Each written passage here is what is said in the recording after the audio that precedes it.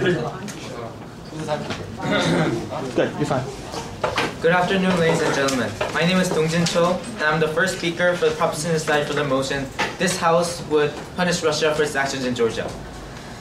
As a Prime Minister, I will be defining some key terms, providing our policy line, doing our case split, and then elaborating upon our substantive arguments.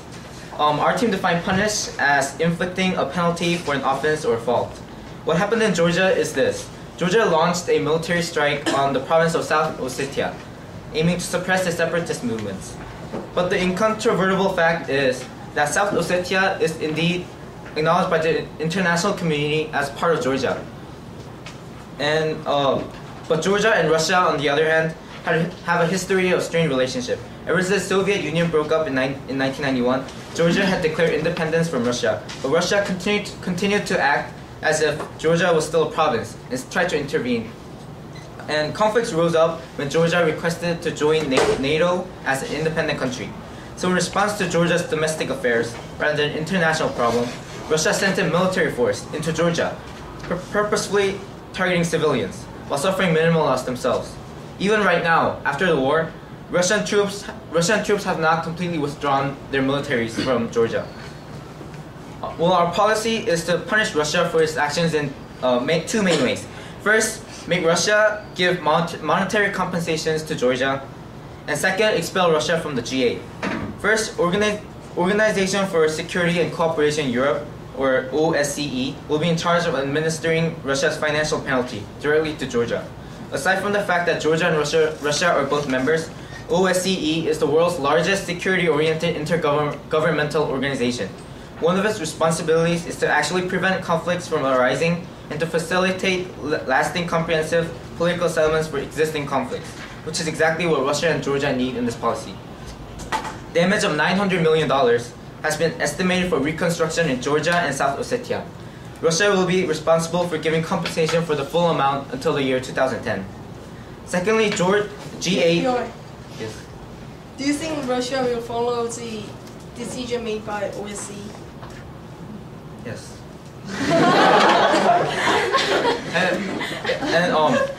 As well as the OSCE. Secondly, G8 is an international forum for some of the world's strongest governments, including Canada, France, Germany, Italy, Japan, United Kingdom, United States, and Russia. G8 holds a meeting every year, and G8 will hold a meeting to review Russia. If Russia is voted out of G8, Russia will be expelled from any participation and further summit meetings. By expelling Russia from G8, Russia will have limited influence over the world and reduce representation in the international community. I, as the first speaker, will talk about the necessity of this policy, and Yoon Sun, the second speaker, will explain the benefit and practicality of this policy. The last speaker, Han, will wrap up our argument. First, our policy is essential. Russia used military action as a diplomatic tool, which should be prevented in the future. Georgia had just attacked its own province of South Ossetia. It was strictly a matter between one country and its own province.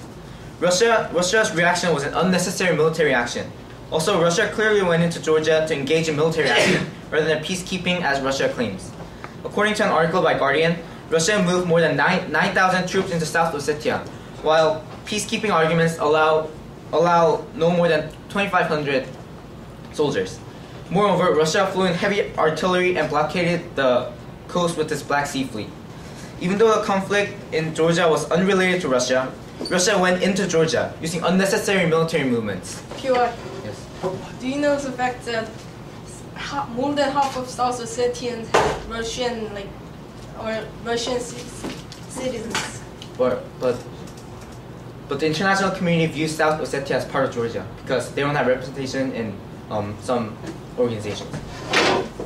If left in the status quo, Russia will jump at every chance to use military actions against bordering countries in the future. For instance, Russia has been seeking a pretense since April 2008 to attack Ukraine in order to stop them from breaking out of Russia's reign completely. That is why this policy is necessary.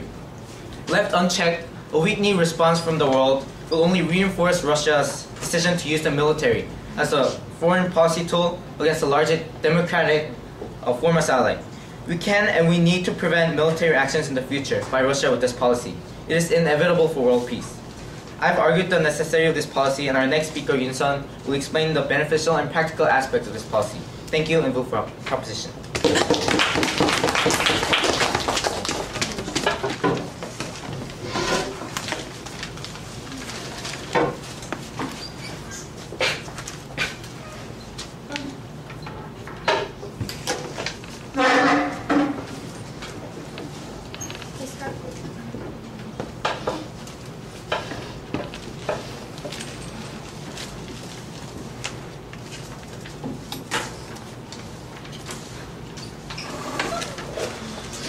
Okay, let's welcome the leader of the opposition, Park Ji-young. Okay. Hello, ladies and gentlemen. I'm the first speaker for the opposition team. We will not punish Russia for its actions in Georgia because of two reasons. Because first, saving human lives is more important than territory disputes at the moment. And second, Russia was defending their own citizens. I will first introduce our points, and then the second speaker, Won-ho, will elaborate further on our points and introduce some of the policies that we have come up with, such as four-nation talks and giving aid. The third speaker, Chin-seok, will then clear up the whole debate by summarizing, and I will begin with some of their points. One of the biggest reasons they have given us for punishing Russia was that South Ossetia was Georgia's land. However, we know that South Ossetia is Georgia's land. However, the important thing is that more than half of the civilians are citizens of Russia. Russia doesn't care about South Ossetia. Russia cares about saving its own citizens in South Ossetia. Second, I would like to rebut their G8 point policy. The proposition side came up to the podium and gave us preposterous policy about taking Russia out of G8. However, I would say that this is not needed, not beneficial, and not practical. First, this is not needed because punishment itself is so controversial that if it takes place, it would draw too much attention, shading the problem of human lives dying, and all the time, effort, and resources would go into punishing instead of into more important things such as giving aid to suffering civilians of Russia and Georgia and Ossetia. No thanks. Second, it is not practical. We're talking about Russia here. Russia with its $365 billion export every year. Russia with its 7% steady growth rate, and Russia which is within ninth place in terms of economics. Russia has the oil pipes, the strong soldiers, and the nuclear bombs. Do you actually think that Russia would just watch their privileges get taken away? They will. What information?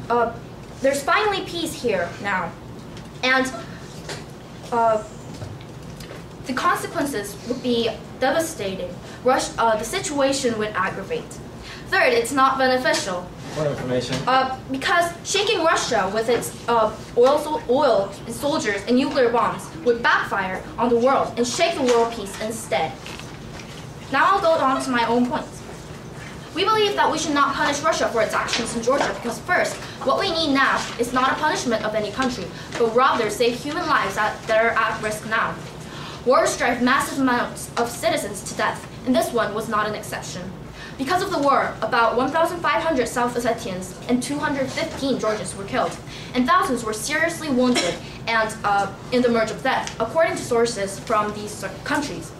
Over 150,000 people were displaced and became homeless according to UNHCR, the UN High Commissioner for Refugees. Countries are made by their citizens. Countries are there to protect their citizens. And countries are there for their citizens. And if these citizens are dying, the first thing to do would be saving the lives of these people before going on to talks about territory disputes. Second, Russia hasn't done enough wrong to get punished considering the consequences of the punishment. It was protecting its own citizens. In 1989, South Ossetia lobbied for joining its territory with North Ossetia, which is in Russia. In 1992, Russian, Georgian, and Ossetian peacekeeping units were set up in the capital of South Ossetia, with Russia brokering a ceasefire. Still, since most residents of South Ossetia and Abkhazia, another region in Georgia that is in the same situation as South Ossetia, wanted their land to be parts of Russia, they have been granted Russian citizenship and passports. However, in 2003, Georgia president announced a new peace plan for South Ossetia, which is demilitarization, economic rehabilitation, and a political settlement. The leader of South Ossetia rejected, saying that South Ossetians are citizens of Russia. However, the immediate cause for the war is the death of a police chief in an Ossetian village on July 3rd this year by the head of pro-Georgian government, who threw a bomb at the police chief, causing deaths. After that, it had all been a flurry of artillery barrage. On August 8th, Russian president held an emergency session of the Russian Security Council and claimed that women, children, and the elderly are now dying in South Ossetia, and most of them are citizens of the Russian Federation. We shall not allow our compatriots to be killed with impunity. Those who are responsible for that will be duly punished. The important thing is, 9/10 of the people in the capital of South Ossetia, and definitely over half of everyone, is Russian. Should Russia peacefully watch their citizens while they're getting bombed to death? No. The whole point of giving out citizenships was that the Russian government would take care of their citizens and protect them. And if that's not carried out, then the country has obviously ignored its citizens and its responsibilities. Of course, the opposition side isn't saying that Russia is killing Georgians. We're good. We're saying that Russia had reasons and they haven't done enough wrong to be punished, considering the consequences. Ladies and gentlemen, the opposition side today is not arguing that Russia hadn't done anything wrong. It's that considering negative consequences, punishments are unnecessary, impractical, and unbeneficial. So please vote for opposition. Thank you.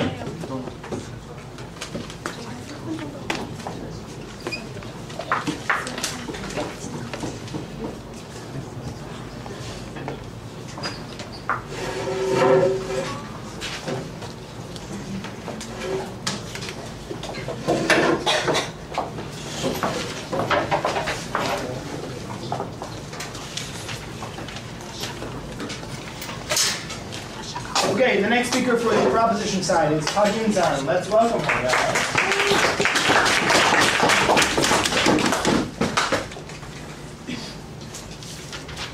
Hello, ladies and gentlemen. I'm the second speaker of the proposition team, and we are debating about the motion, this House should punish Russia for its actions in Georgia. Our policy is to make Russia give monetary compensation and expel Russia from G8. So I will start with some rebuttals. The first speaker of the opposition team has just said that it's important to save people. So this is a reason why we need the monetary compensation to reconstruct the Georgia and Russia more quickly. So, and also the opposition team said that the Georgian attacked Russian civilians, but by our statistics, Russian army attacked Georgian civilians more drastically than Georgians did to Russia by attacking Georgian civilian places on purpose. According to Human Rights Watch, Russian forces either carried out the attack on Gori, the capital of Georgia, or at least should know of attack by South Ossetian forces. This quote clearly shows that Russian army attacked Georgian civilian places on purpose. So I will move on to next our two arguments. Our second argument is that our policy is beneficial because we can consolidate peace. Punishing Russia with our policy sends the strong message that Russia should not bring about war again to take over Eastern European countries, especially ex-Soviet Union countries. To be more specific, after Georgia war, Russia's economy got a huge impact for its cost of war. The Economist said, jumpy nerves following the war with Georgia, the markets in Moscow have been crashing. On September 17th and 18th, the authorities halted trading in shares and bonds after the benchmark RTS share index fell 25% earlier in the week. It is down nearly 60% since its peak in May. So Russia cannot simply compensate Georgia without aggravating its situations. Thus, with the economic burden of both the cost of the war and the compensation, Russia would not attack our other countries, at least in short term. On the other hand, expelling Russia from G8 will bring rather long-term influence. G8 countries have had an annual meeting discussing about economic policies to politics of international society. They exercise huge power by expressing their interest on the international society. Agreement to expel Russia from G8 means the degrading of Russia's international status, so Russia loses the opportunity to reflect their interests, thus lose power as a developed country. This also means that other countries have more control over Russia. Consequently, with other countries' pressure and lowered international status of Russia, Russia cannot simply attack other countries again. Finally, Okay. yes. Is that I said before, but is that policy practical? I mean, removing Russia from G8 is practical. So, I will now talk about the practicalities, so please listen. Finally, our third argument is that our policy is most practical among other methods. Since Russia is a very powerful and influential country, most of the options for punishing Russia are limited to mainly symbolic measures, such as boycotting Russian-hosted meetings and events that may have little or no long-term impact on Russia's behavior. However, expelling Russia from G8 is very practical punishment because it is possible while giving profound disadvantage to Russia. Do it. Okay. Since G8 is just an informal forum without administrative structure, other G8 countries can actually refuse Russia to join the meeting. Other countries just have to gather and get an agreement to expel Russia. Actually, the G8 countries is now rejecting military drill from joining the meeting. Furthermore, monetary compensation policy is also very practical in that monetary value can be measured precisely and management of money is easy. The amount of money Russia has to pay can be decided without controversy. As the first speaker said earlier, the economic loss of Georgia is $900 million. Thus, according to the measured economic loss, OSCE will charge a specific amount to Russia. Moreover, OSCE is the organization that actually have the right to charge Russia. So until now, I said about the beneficial and practical part of our policy. So please go for proposition 2.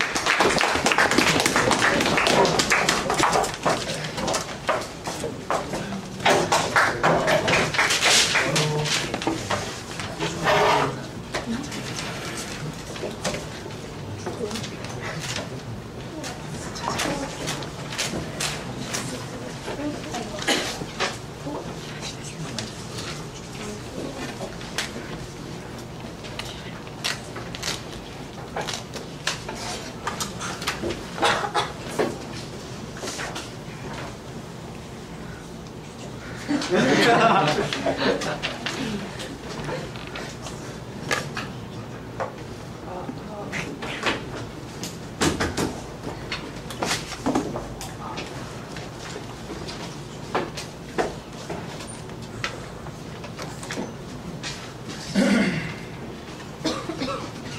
Okay, Wano is the next speaker for the opposition side. Remember, floor speeches are after his speech, so think about what you'll say. Good afternoon, ladies and gentlemen. I'm the second speaker of the opposition side. Our first speaker has clearly suggested the reason why we shouldn't punch Russia. And I will give you alternative policy after making some refutations. First of all, their policy has logical flaws and is not practical. I mean, they said that because South Ossetia is the region included in Georgia, Russia's invasion was not justifiable. But although the region belongs to Georgia, denizens could still be civilians of Russians. For example, in Chinatown, like in America, although the region belongs to America, the denizens still can be Chinese nationality. And also, like if you immigrate to Korea, like it doesn't mean that you're no longer Korean. It means that you're Korean living in U.S. Secondly, we are not saying that Russia didn't attack Georgia. Because Georgia attacked Russia first, Russia's invasion invasion was legal and justifiable. We've argued that Russia's attack was ruthless However, it's a war, ladies and gentlemen. There's no rule in the war. We have to be gentle to our enemies. Also, and rejected. And also, you said that we will remove Russia from G8, and I think that's totally impractical. Because, for example, in America invaded Iraq under the purpose of finding mass-killing weapon.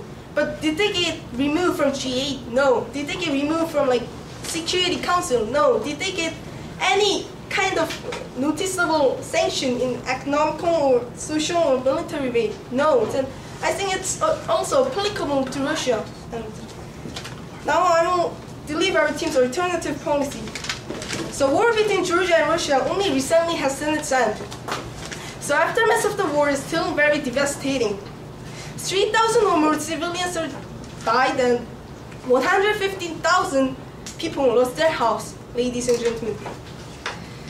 So real issue we should consider is not who we should punish, but how should we help those victims. Therefore, our team's policy is mainly focused on helping victims of the conflict, and we insist that Georgia needs 4 parties conference and medical and economical aid for victims. More information. Okay.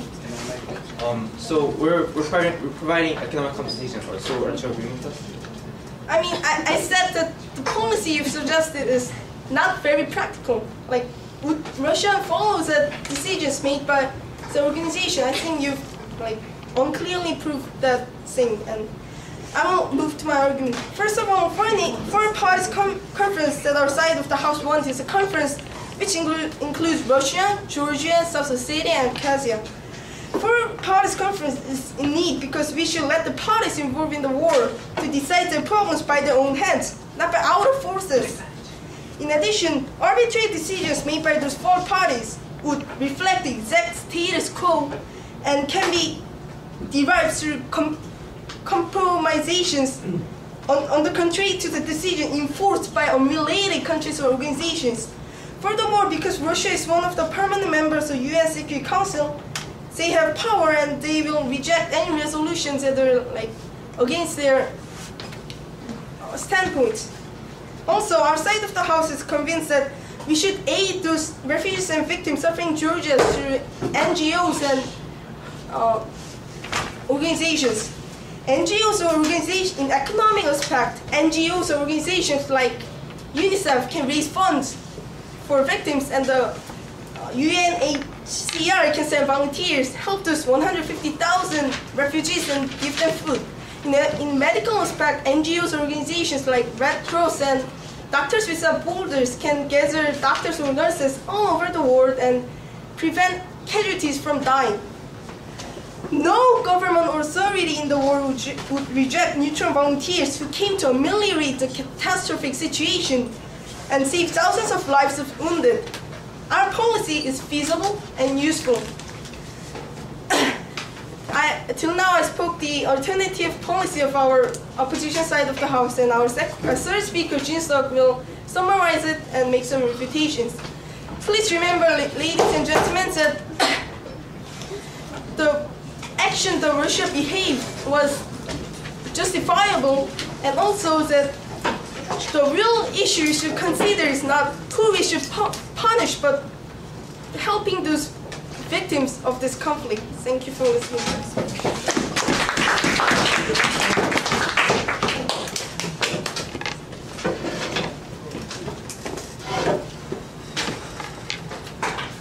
Volunteers. Which sides? Opposition. Top up. Okay, great. Basically, the policy for the population is help and punish, while the opposition is just help. And the first speaker said we should not punish Russia because what they did is not significant enough to be punished. And yes, she's right about saying that Russia has the right to help and protect their citizens in Georgia, but that protection should not be in the form of violence. Rather, it should be in the form of military help or aid or even petitions to save them, but not in violence. Nowhere can violence be justified to do anything, and I think the opposition has made this a serious problem by what they said is violence is justified under the disguise of nationalism. So just because you are trying to save your citizen doesn't mean that you can use violence. So the proposition's claim to help and punish is rather more practical than just trying to help and never punishing the bad nations.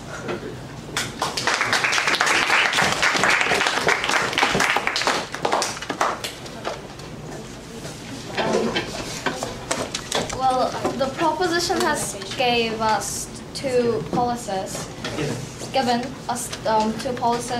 eliminating Russia from G8 nations and providing economic compensations. I think the question that should be asked here is, will the countries want to eliminate Russia? The first speaker has given us that the Russia exports $30 million a year annually. The countries are correlated tightly, especially in case of Russia. It's a powerhouse. And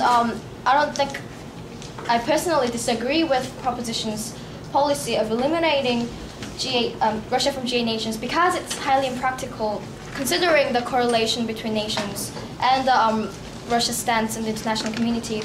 Also, the economic compensation to the countries. I think it's clear that Russia will charge the economic compensation on the citizens of Russia by tax. So the Russian citizens will be actually paying with the compensations.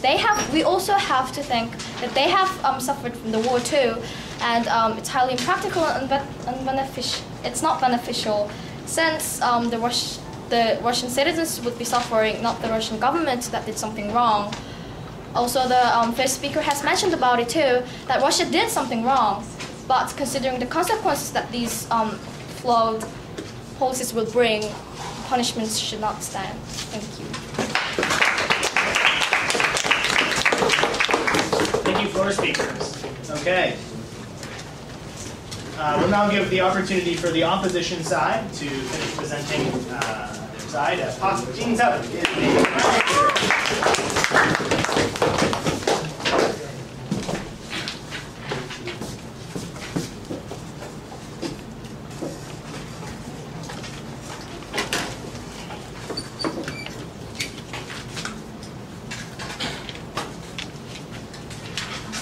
Ladies and gentlemen, the basic premise of the proposition team's arguments and policies is that Russia has indeed conducted several misdeeds concerning this policy and this conflict, and thus they must be punished for the actions they are responsible for.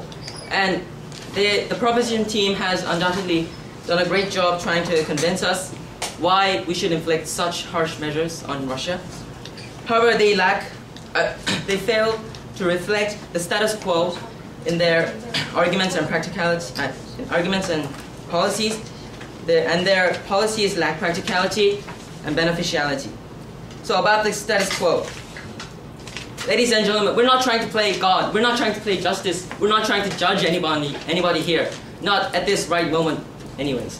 Not in this status quo. The status quo meaning referring to the fact that the war has just ended, opening possibilities of further minor conflicts, and the fact that this could lead to more deaths, more wounded, more displaced, in addition to the thousands of people who have been wounded and injured and killed, and hundreds of thousands who have been already displaced from their daily homes.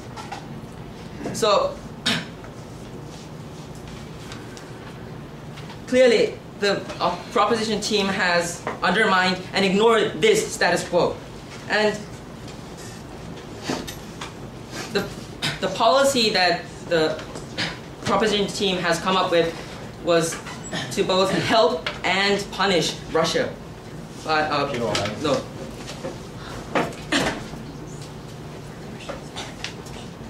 But they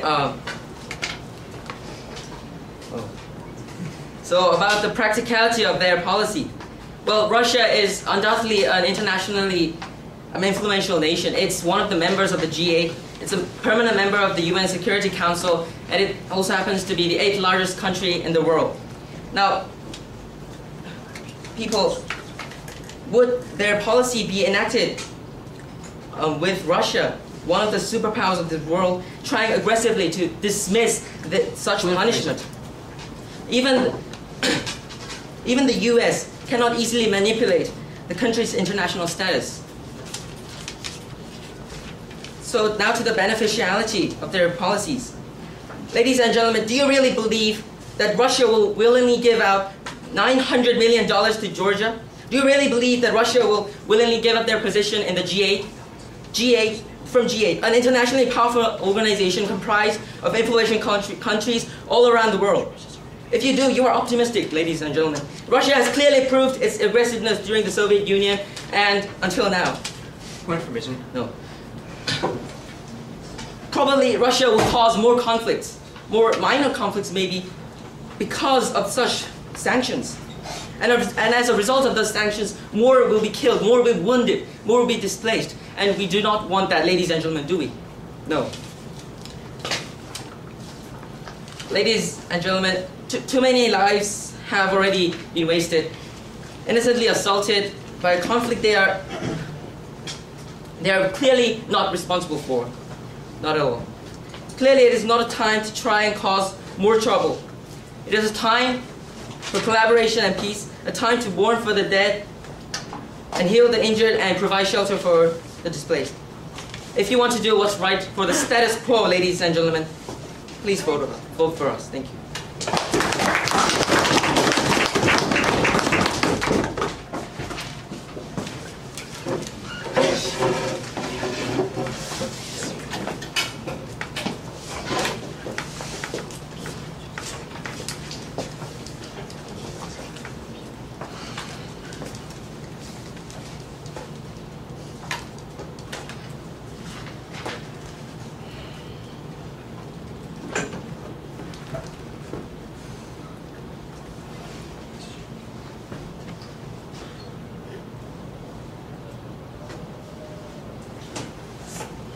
Okay, let's welcome the last speaker for the proposition side.